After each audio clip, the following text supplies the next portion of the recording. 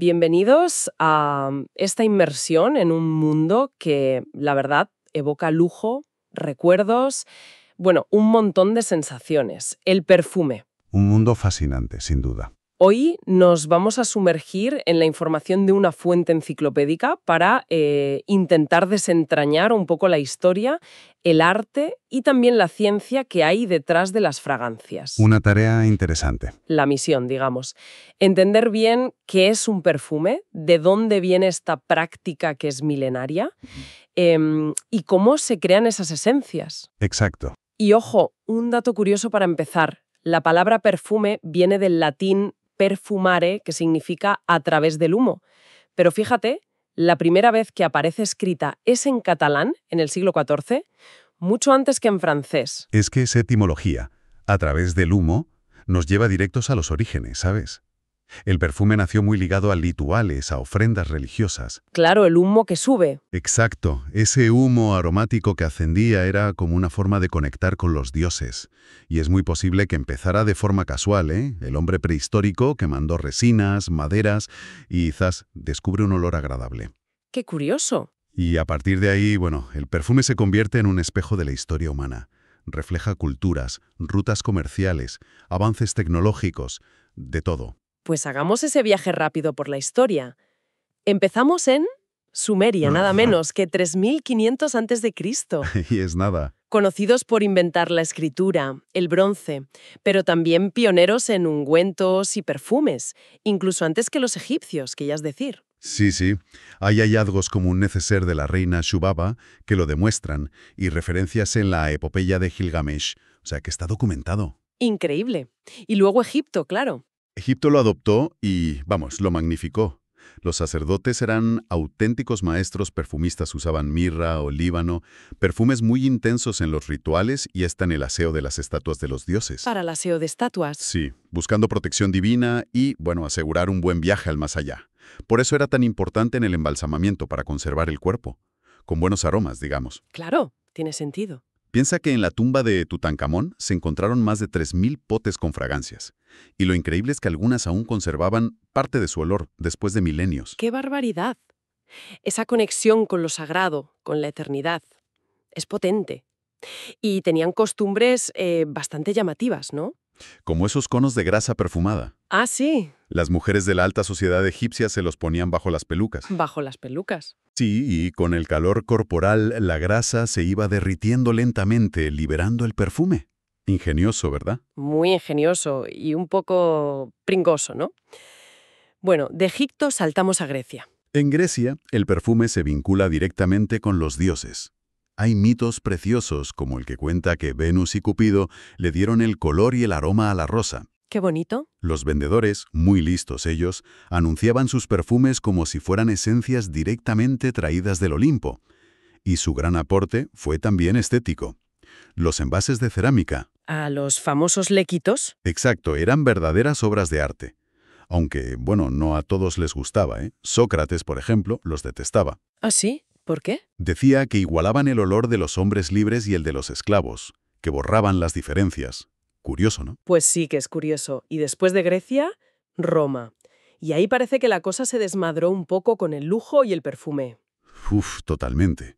Roma llevó la cosmética y la perfumería a un nivel de opulencia increíble.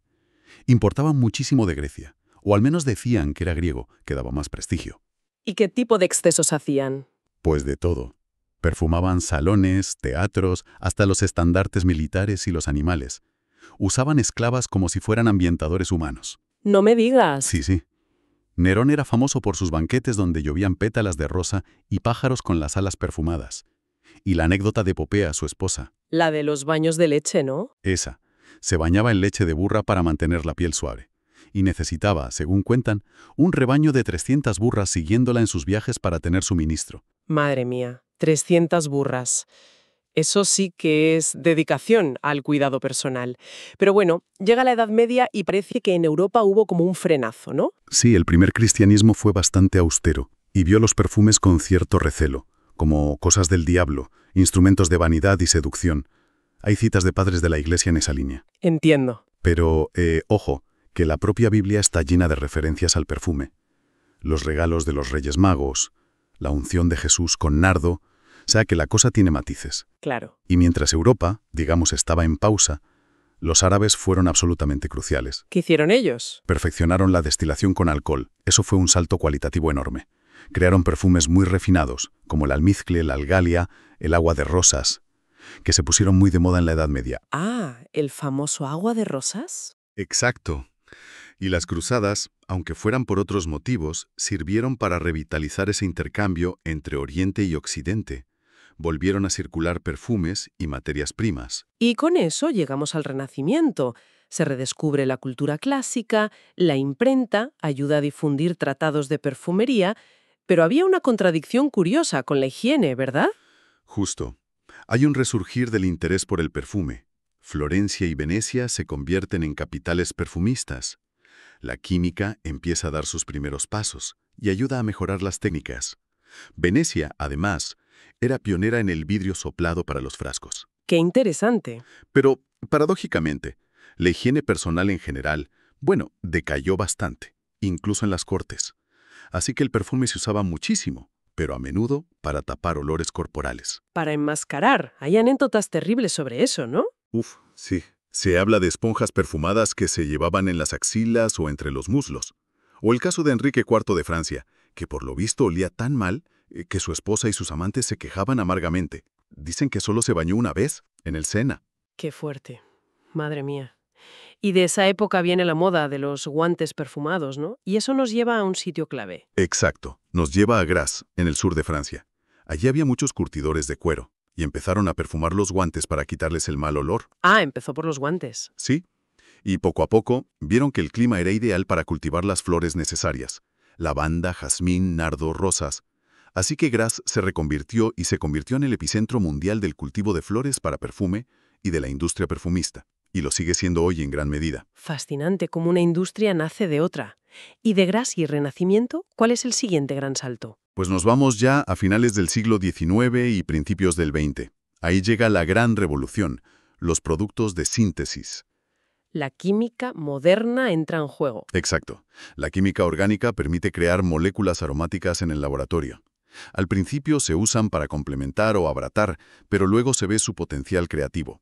Casas como Hubigant o Guerlain son pioneras. Y mencionas a François Coty como figura clave. Sí, a Coty se le considera el padre de la perfumería moderna. Fue un visionario. Tuvo la genialidad de combinar los extractos naturales más puros y concentrados, los llamados absolutos, con estas nuevas moléculas sintéticas. ¿Y eso qué permitió? Pues abrió un abanico de posibilidades creativas enorme. Se podían crear olores completamente nuevos, más abstractos, más duraderos. Cambió las reglas del juego. Entendido, ese recorrido histórico, que es apasionante. Ahora, si te parece, vayamos a lo más práctico. ¿Qué lleva exactamente un perfume que nos ponemos hoy? Pues mira, la fórmula básica, digamos, es una mezcla de tres cosas.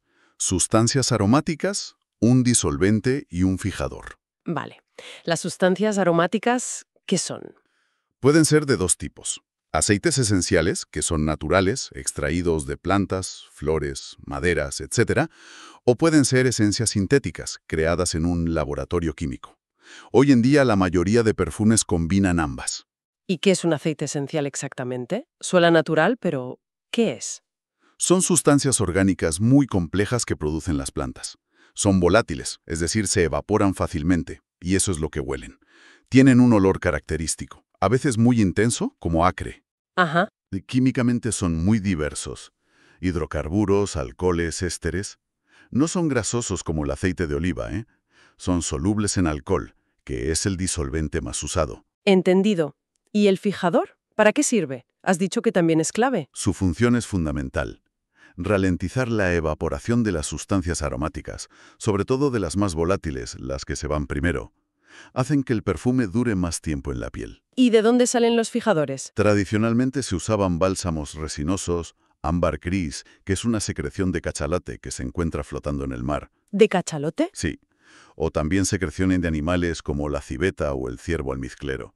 Daban una profundidad y una duración increíbles. Pero eso hoy ya no se usa tanto, ¿verdad? Por protección animal y demás. Exacto.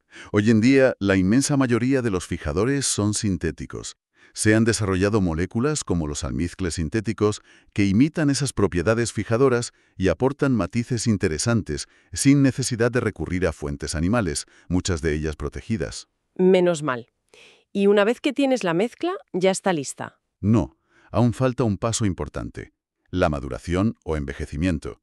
La mezcla se deja reposar a veces durante semanas o incluso meses, hasta un año en algunos casos, ¿Y para qué? para que todos los ingredientes se integren bien, se armonicen. Es como dejar reposar un buen guiso, ¿sabes? El resultado final es más redondo, más cohesionado. Vale, vale. Parece un proceso bastante delicado. Y antes de mezclar, hay que conseguir esas esencias naturales de las plantas. Imagino que no será igual sacar el olor de una rosa que de una cáscara de limón. Claro, hay varios métodos según la materia prima. El más común, sobre todo para flores, hierbas, maderas, es la destilación por arrastre de vapor. ¿Cómo funciona eso? Pues, simplificando, se hace pasar vapor de agua a través de la planta machacada dentro de un alambique. El vapor caliente arrastra las moléculas aromáticas volátiles, luego ese vapor se enfría, se condensa, y como el aceite esencial no se mezcla con el agua, se puede separar fácilmente. Entiendo. Como hacer un licor casero, pero con vapor. Algo así, sí. El agua que queda, llamada hidrolato o agua floral, como el agua de rosas, también tiene aroma y se usa en cosmética. Para los cítricos, como el limón, la naranja, la bergamota, se usa otro método: la expresión o prensado en frío. Exprimir la cáscara, básicamente. Exacto. Se presiona mecánicamente la cáscara y se recoge el aceite que libera. Es un método más directo. ¿Lo vean? Ahí entra en juego un método muy antiguo y laborioso: el enfleurage. Se usaba mucho para el jazmín o el nardo, flores cuyo aroma es muy sensible al calor. ¿En qué consiste? Consiste en poner los pétalos frescos sobre una capa de grasa purificada sin olor, normalmente en planchas de vidrio. La grasa absorbe el perfume de las flores por contacto. ¡Qué curioso! Se van cambiando los pétalos agotados por otros frescos varias veces, hasta que la grasa está saturada de aroma. Luego, esa grasa perfumada, llamada pomada, se lava con alcohol para extraer la esencia pura. Suena a muchísimo trabajo. Lo es. Es un método muy artesanal, muy caro, y hoy en día se usa poquísimo, casi solo para productos muy exclusivos o de forma tradicional. La mayoría de sus aromas ahora se obtienen por otros métodos o con sintéticos. Interesante ver cómo la técnica se adapta. Oye, antes mencionaste al perfumista como si fuera un compositor, creando una melodía. De ahí viene lo del órgano de perfume, ¿verdad? Exacto. La analogía musical es muy potente y muy usada en perfumería.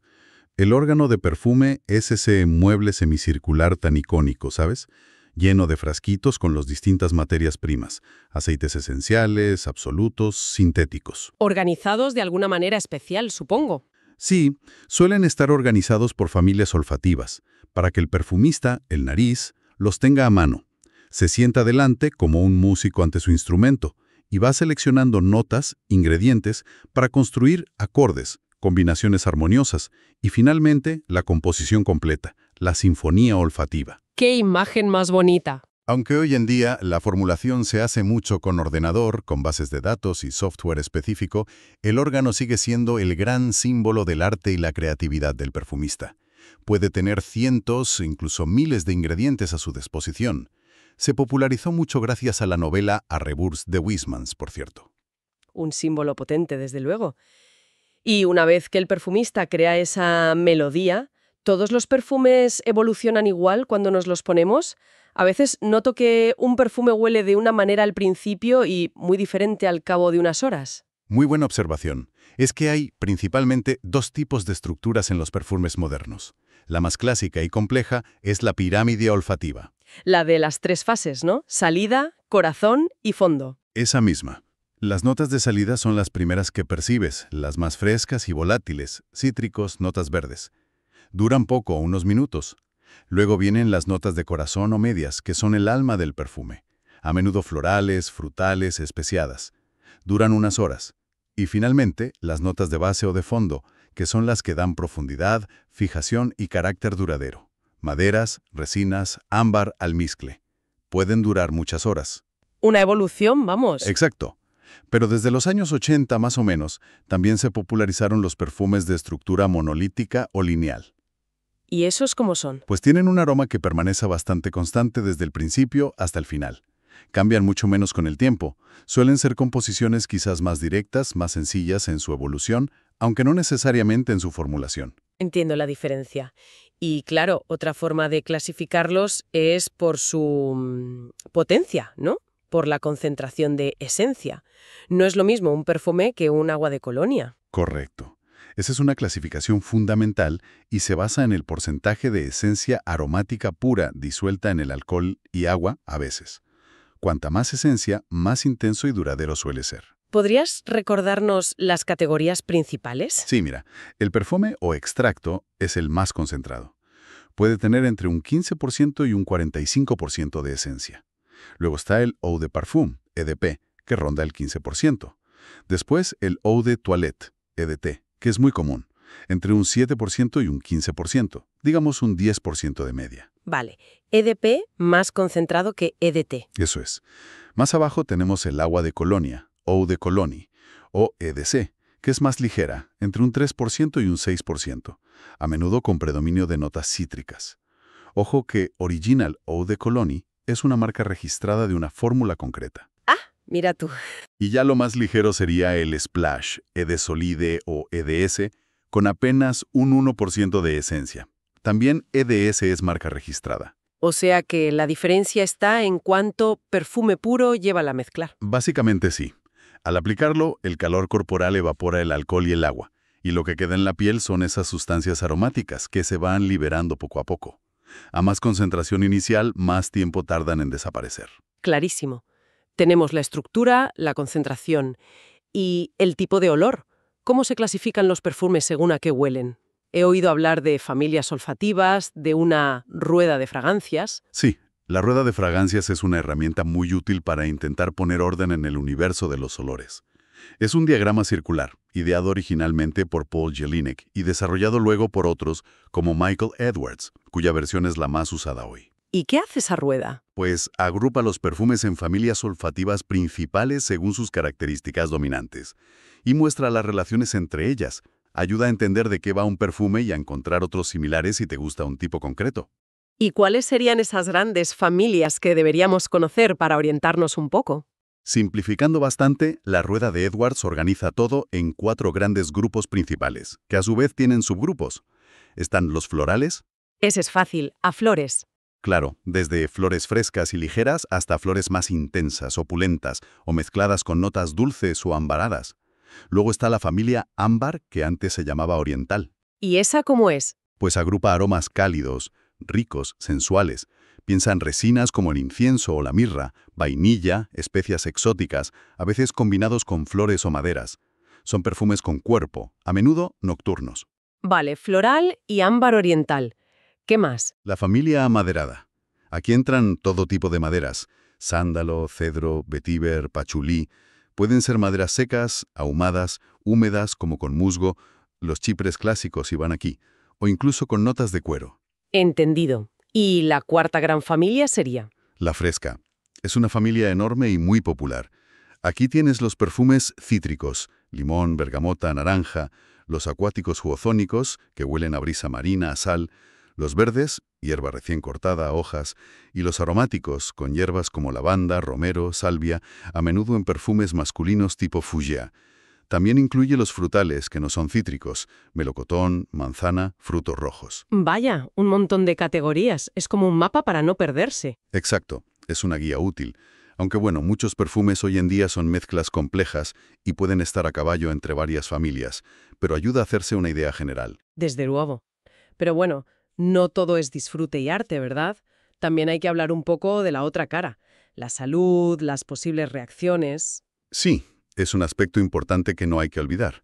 Aunque adoramos los perfumes, la realidad es que sus ingredientes, sean naturales o sintéticos, pueden causar problemas a ciertas personas. ¿Qué tipo de problemas? Pues, por un lado, se investiga si algunos compuestos podrían actuar como disruptores endocrinos, afectando el sistema hormonal. Aún no hay consenso científico claro ni conclusiones definitivas sobre esto a las concentraciones usadas en perfumería, pero es un área de estudio. Entiendo. Es algo que se mira con lupa. Exacto. Lo que sí está más demostrado es que los perfumes pueden ser un problema para personas con asma, especialmente si es grave. Los compuestos volátiles pueden irritar las vías respiratorias y desencadenar crisis. Eso es serio. Y luego están las alergias. Dolores de cabeza, náuseas en gente muy sensible. Y sobre todo, reacciones en la piel. Dermatitis de contacto, rojeces, picores, urticaria. ¿Por culpa de ingredientes concretos? Sí, hay ingredientes conocidos por ser potenciales alérgenos o irritantes para algunas personas. Por ejemplo, el linalol, que está en muchísimas flores y aceites esenciales y también se hace sintético. Puede oxidarse con el tiempo si el perfume no está bien conservado y volverse irritante. Ah, o sea que también depende de cómo esté el producto. Claro, por eso se suelen añadir antioxidantes. Otro ejemplo son las furanocumarinas, presentes en aceites de cítricos como la bergamota o el pomelo. Pueden causar fotosensibilidad, es decir, que si te da el sol en la zona donde te pusiste el perfume, te salgan manchas. Ojo con eso en verano. Desde luego. Y es importante recalcar que natural no significa inocuo, ¿eh? Muchos aceites esenciales puros, si se usan sin diluir o en concentraciones altas, pueden ser muy irritantes para la piel. Se menciona a veces un alérgeno en particular, el bálsamo del Perú. Sí, el bálsamo del Perú es uno de los alérgenos de contacto más frecuentemente asociados a las fragancias. De hecho, se utiliza a menudo en las pruebas de alergia, las pruebas del parche, como marcador para detectar una sensibilidad general a los perfumes. ¿Y se sigue usando? Su uso directo como ingrediente de fragancia está muy restringido o prohibido por organismos reguladores como IFRA, la Asociación Internacional de Fragancias, desde hace años. El problema es que puede estar presente de forma natural en algunos extractos de plantas, y si está por debajo de un umbral muy bajo, creo que 0,4%, no siempre es obligatorio declararlo específicamente en la lista de ingredientes, INCI. Vaya, o sea que puede espada escondido. Podría darse el caso en algunos productos. Estudios epidemiológicos sugieren que un porcentaje pequeño pero significativo de la población general, quizás un 3-4%, da positivo en las pruebas de alergia a este bálsamo. Es un tema complejo el de la seguridad y la regulación en cosmética. Bueno, creo que hemos cubierto bastante terreno, ¿eh? Sí, la verdad. Hemos viajado desde Sumeria y Egipto hasta Gras y la química moderna. Hemos visto cómo se extraen las esencias, cómo se componen los perfumes, cómo se clasifican por concentración o por familia olfativa.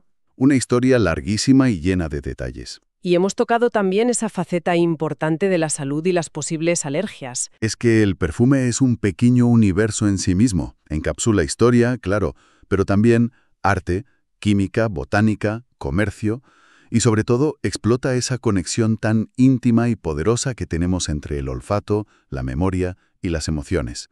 Es algo muy primitivo y muy sofisticado a la vez. Totalmente. Y vivimos un momento interesante, creo yo, con esa tensión o esa convivencia entre la búsqueda de lo natural, de la sostenibilidad y al mismo tiempo la paleta creativa casi infinita que ofrecen los compuestos sintéticos. Hay un debate ahí. Pues mira, para cerrar, y conectando con lo que decías y con Sócrates al principio, una idea para darle una vuelta. Vimos que el perfume ha servido para honrar a dioses, para seducir, para enmascarar olores, para mostrar estatus social. Sócrates se preocupaba porque, según él, igualaba a hombres libres y esclavos, borraba diferencias. Hoy, en una era con perfumes para las masas y a la vez perfumes nicho súper exclusivos, ¿sigue siendo válida esa preocupación? ¿O al contrario, se ha convertido el perfume en la herramienta definitiva para que cada cual construya su identidad olfativa única y personal? Buena pregunta. ¿Hacia dónde va el futuro del aroma que elegimos llevar puesto? Ahí lo dejamos, para la reflexión. Muchísimas gracias por acompañarnos en este viaje olfativo.